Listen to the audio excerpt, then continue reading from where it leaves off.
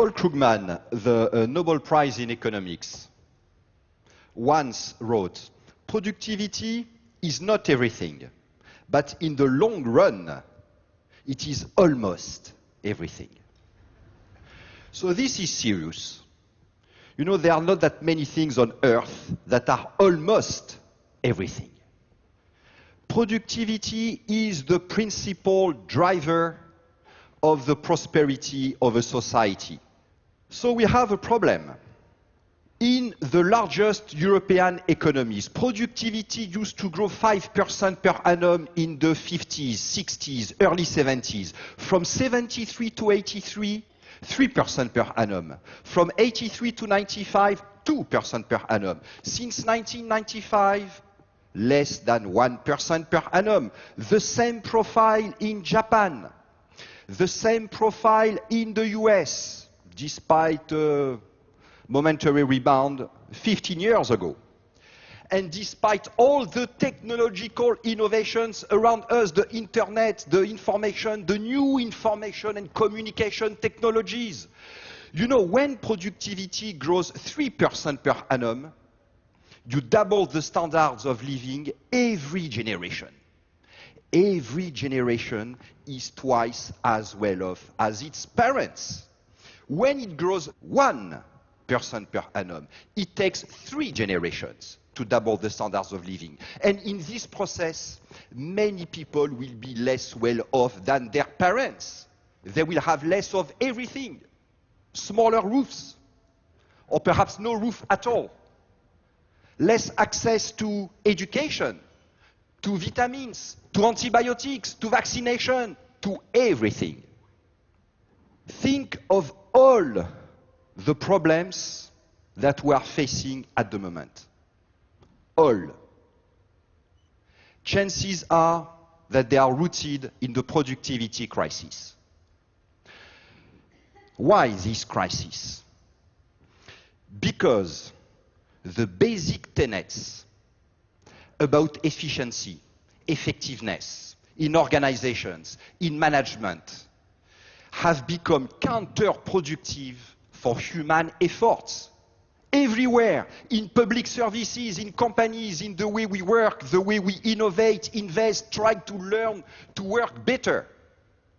Take the holy trinity of efficiency.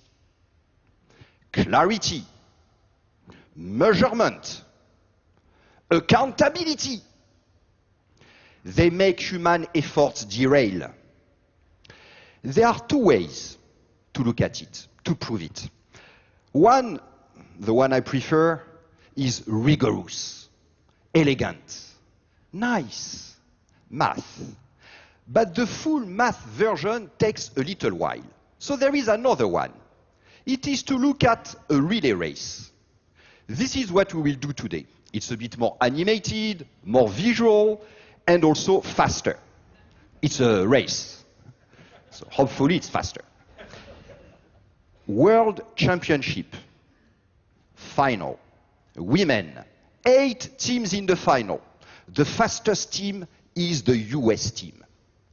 They have the fastest women on earth. They are the favorite team to win.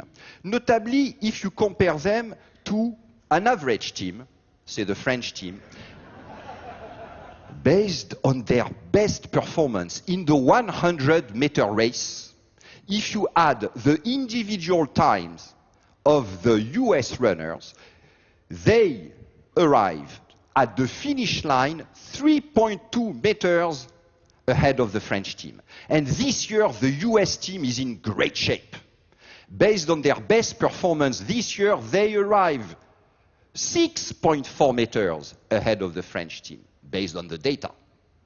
We are going to look at the race. At some point, you will see towards the end that Tori Edwards, the US runner, the 4th US runner, is ahead. Not surprising.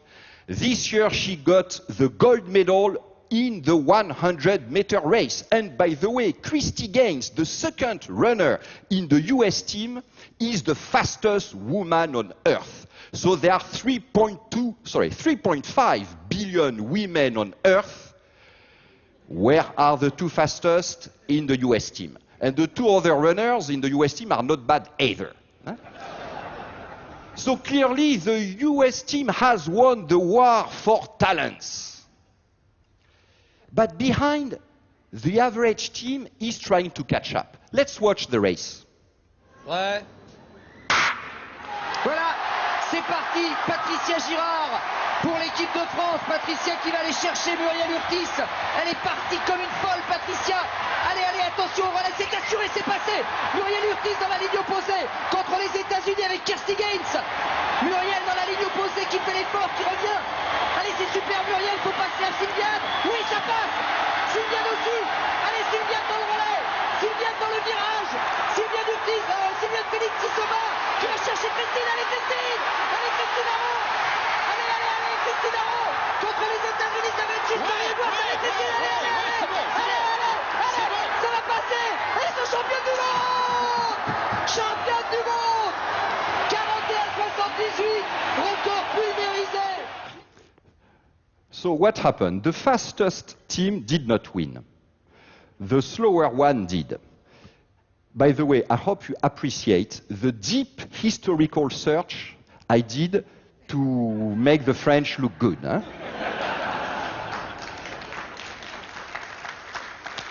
It's not, but let's not exaggerate. It's not archaeology either. Huh? Okay. So, but why? Because of cooperation. You know, when you hear this sentence, thanks to cooperation, the whole is worth more than the sum of the parts. This is not poetry. This is not philosophy. This is math. Those who carry the baton are slower, but their baton is faster. Miracle of cooperation. It multiplies energy, intelligence in human efforts. It is the essence of human efforts. How we work together, how each effort contributes to the effort of others. With cooperation, we can do more with less.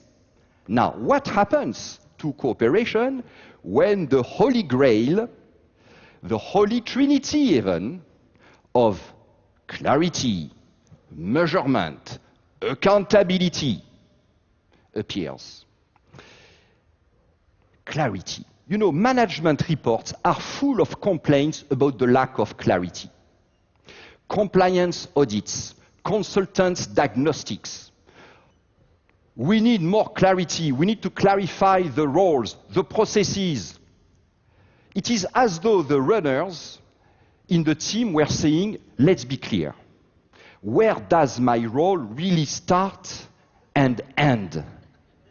Am I supposed to run for 95 meters, 96, 97, 90? It's important. Let's be clear. If you say 97, after 97 meters, people will drop the baton whether there is somebody to take it or not. Accountability. We are constantly trying to put accountability in someone's hands. Who is accountable for this process? We need somebody accountable for this process. So in the relay race, since passing the baton is so important, then we need somebody clearly accountable for passing the baton. So between each runners, now we would have a new dedicated athlete, clearly dedicated to taking the baton from one runner and passing it to the next runner. And we would have at least two like that. Well, would we really, in that case, win the race? But that I don't know. But for sure, we would have a clear interface, a clear line of accountability. We will know who to blame, but we will never win the race. You know, if you think about it, we pay more attention on knowing who to blame in case we fail than in creating the conditions to succeed. All the human intelligence put in organization design about structures, processes, systems, what is the real goal? To have somebody guilty in case they fail. We are creating organizations able to fail, but in a compliant way. With somebody clearly accountable when we fail, and we are quite effective at that. Failing. Measurement. What gets measured gets done. Look, to pass the baton, you have to do it at the right time, in the right hand, at the right speed. But to do that, you have to put energy in your arm. This energy that is in your arm will not be in your legs. It will come at the expense of your measurable speed. You have to shout early enough to the next runner when you will pass the baton to signal that you are arriving, so that the next runner can prepare, can anticipate. And you have to shout loud, but the blood, the energy that will be in your throat will not be in your legs, because you know there are 8 people shouting at the same time. So you have to recognize the voice of your colleague. You cannot say, is it you? Too late. Huh? Now, let's look at the race in slow motion and concentrate on the third runner. Look at where she allocates her efforts, her energy, her attention. Not all in her legs, that would be great for her own speed, but also in her throat, arm, eye, brain. That make a difference in whose legs?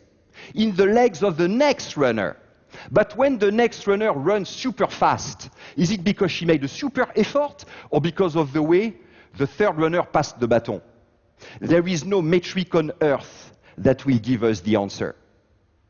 And if we reward people on the basis of their measurable performance, they will put their energy, their attention, their blood in what can get measured, in their legs.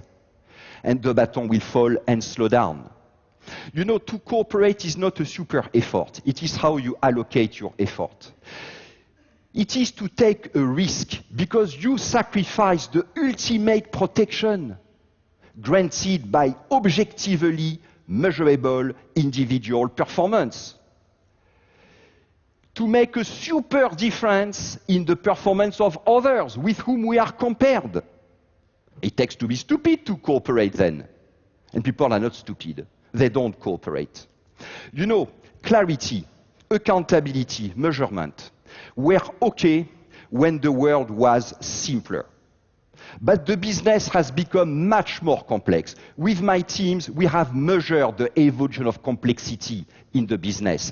It is much more demanding today to attract and retain customers, to build advantage on a global scale, to create value. And the more the business gets complex, the more, in the name of clarity, accountability, measurement, we multiply structures, processes, systems.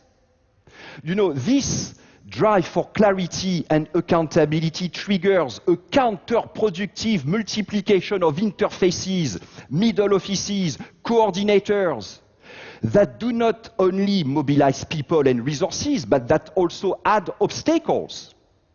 And the more complicated the organization, the more difficult it is to understand what is really happening.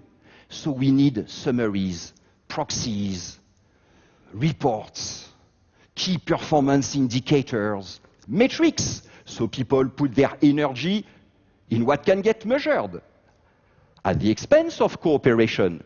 And as performance deteriorates, we add even more structure, process, systems. People spend their time in meetings, writing reports. They have to do, undo, and redo. Based on our analysis, teams in these organizations spend between 40 and 80% of their time wasting their time, but working harder and harder, longer and longer, on less and less value-adding activities. This is what is killing productivity, what makes people suffer at work. Our organizations are wasting human intelligence. They have turned against human efforts.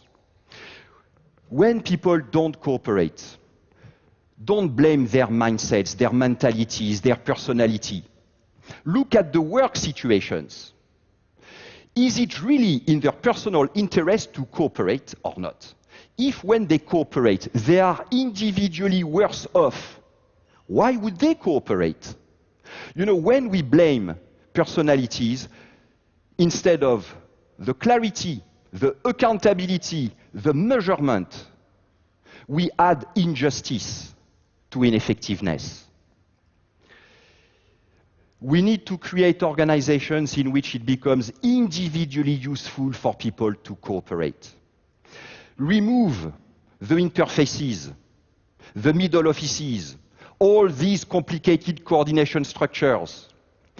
Don't look for clarity, go for fuzziness. Fuzziness, overlaps. Remove most of the quantitative metrics to assess performance. Speed, the what. Look at cooperation, the how. How did you pass the baton? Did you throw it? Or did you pass it effectively? Am I putting my energy in what can get measured? My legs, my speed, or in passing the baton? You, as leaders, as managers, are you making it individually useful for people to cooperate? The future of our organizations, our companies, our societies, hinges on your answer to these questions. Thank you.